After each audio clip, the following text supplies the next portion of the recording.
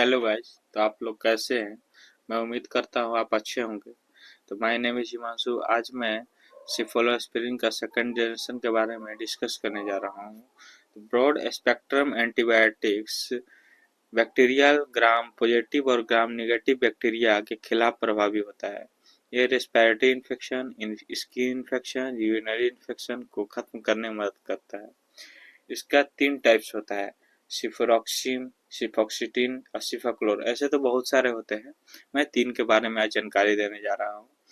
तो सिफोरॉक्सिम antibiotics, सिफोरॉक्सिम second generation का सिफोलोस्पोरिन antibiotics है, जिसका उपयोग वेरियस बैक्टीरियल इन्फेक्शन में किया जाता है।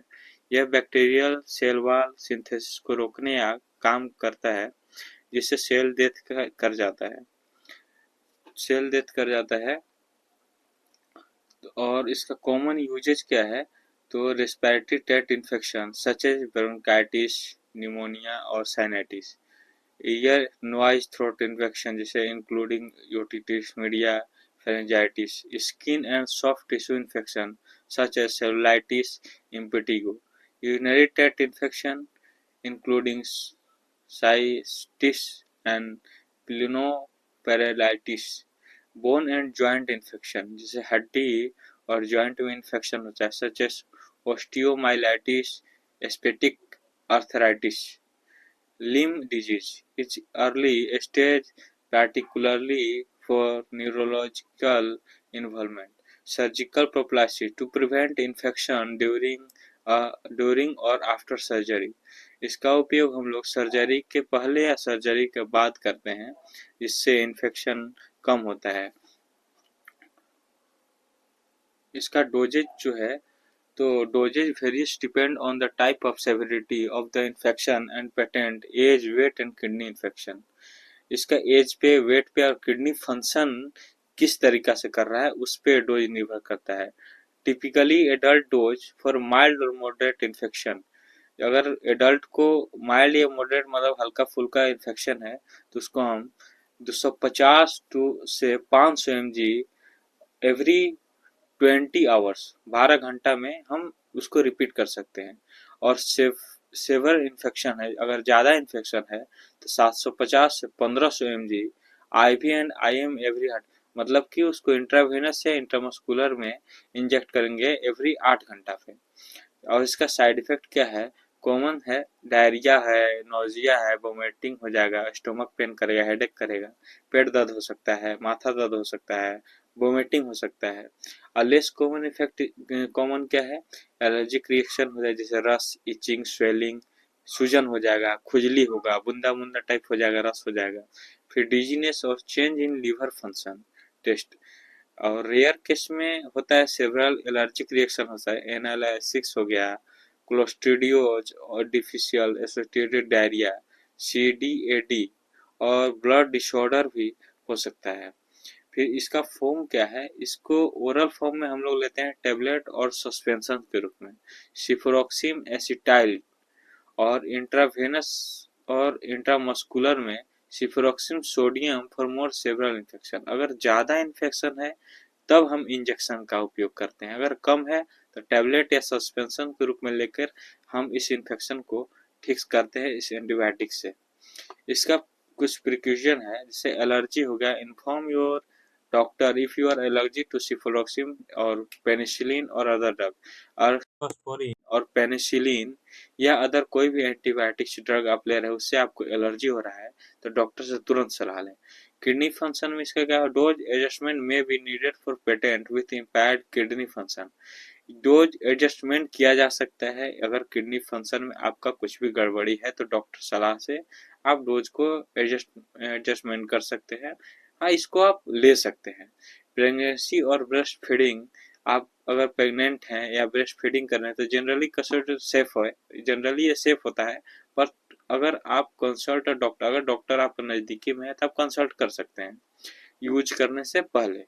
ड्रग इंटेक्शन में मे इंटेक्ट विथ प्रोबेनिसाइड और ब्लड थिनर और अदर एंटीबायोटिक्स। इसका रेसिस्टेंट हो जाता है, जैसे सिफिलिस के अधिक के उपयोग या दुरुपयोग से एंटीबायोटिक प्रतिरोधी हो सकता है, जिससे इन्फेक्शन को ठीक करना कठिन हो सकता है। सिम्टम इम्प्रूव होने के बाद भी हमेशा पूरा निर्धारित कोर्स जरूर लेना है। ठीक है, तो इसके बाद हम इसका सेकेंड पार्ट को देखते हैं, सिफोक्सिटिन एंटीबायोटिक्स को। सिफोक्सिटिन एंटीबायोटिक्स, सिफोक्सिटिन एक सेकेंड जनरेशन का एंटीबायोटिक्स है जिसका उपयोग आमतौर पर कई तरह के बैक्टीरियल इन्फेक्शन के इलाज के लिए किया जाता है। खासतौर पर एनारोबिक बैक्टीरियल या ग्राम निगेटिव बैक्टीरियल के कारण होने वाले इन्फेक्शन के लिए किया जाता है। सिफोक्सिटिन का प्रयोग अक्सर सर्जरी प्रोफिलैक्सिस को रोकने के लिए किया जाता है। Epithelial, colorectal and gynaecological surgery में, जैसे स्त्री रोग संबंधी सर्जरी में, अगर स्त्री रोग संबंधी अगर कोई प्रकार का सर्जरी हो रहा है तो इस एंटीबायोटिक का उपयोग हम लोग करते हैं। इसका यूजेज और है, जैसे इन्फेक्शन है, इन्फेक्शन हो गया, cefoxitin is effectively against infection such as, जैसे इंट्रा एब्डोमिनल इन्फेक्शन, अगर पेट के अंदर कोई भी इन्फेक्शन है तो इस एंटीबायोटिक का उपयोग करें। गायनेकोलॉजी इन्फेक्शन, अगर स्त्री लोग को किस टाइप का इन्फेक्शन है तो उसमें यूज कर सकते। Skin and soft tissue infection में इसका उपयोग करते हैं।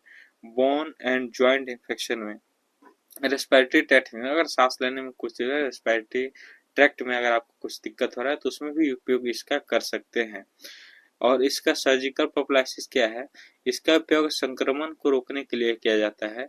सर्जरी में विशेषकर गठरांत मार्ग और महिला प्रजनन प्रणाली से संबंधित सर्जरी में किया जाता है, जैसे कि फीमेल रिप्रोडक्टिव सिस्टम है और किसी भी तरह का इन्फेक्शन है तो उसमें भी इन्फेक्शन है या उसको सर्जरी कर रहे हैं तो सर्जरी के पहले या सर्जरी के बाद कोई इन्फेक्शन न हो उसके लिए भी इसका उपयोग हम लोग करते हैं। इसका मैकेनिज्म ऑफ एक्शन क्या है, तो सिफोक्सिटिन बैक्टीरिया के सेल वॉल के सिंथेसिस को बाधित करके काम करता है जिससे सेल डेथ हो जाता है या बीटा लैक्टोमाइसिस के प्रति रेसिस्टेंट है, जो कुछ बैक्टीरियल द्वारा प्रोड्यूस एंजाइम होते हैं जो अन्य एंटीबायोटिक्स को इनहिबिट कर दे सकते हैं। तो उस प्रकार में इसका उपयोग हम लोग करते हैं।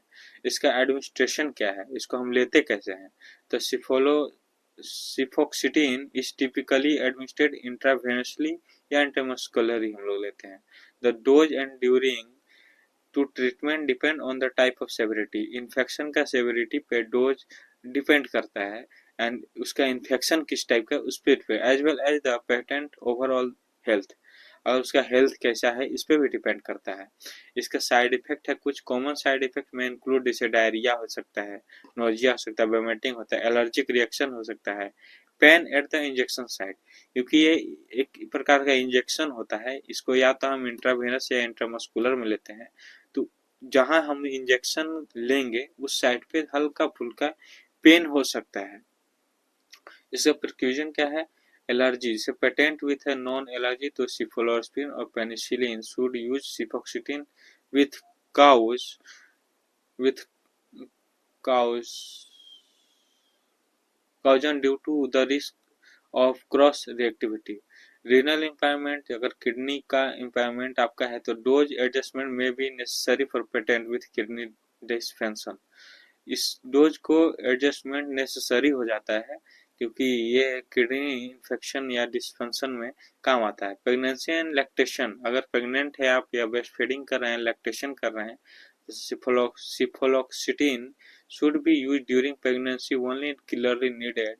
It is excreted breast milk, so cows in advice during lactation। Lactation के दौरान इसको एक बार डॉक्टर से सलाह के बाद ही यूज करना है। फिर ड्रग इंटरेक्शन क्या है, cefoxitin may interact with other medication such as probenecid can increase the level of cefoxitin in the blood। Aminoglycosides may increase the risk of kidney damage, ये जो होता है ये किडनी डैमेज करने में, इसका किडनी डैमेज हो सकता है, इसमें रिस्क होता है। तो इसको always consult a health care provider for personalised medical advice and treatment option. अगर हमेशा मेडिकल जो भी हेल्थ केयर से है, डॉक्टर है या फार्मासिस्ट है, उससे एक बार जानकारी लेना है तभी इसका उपयोग करना है।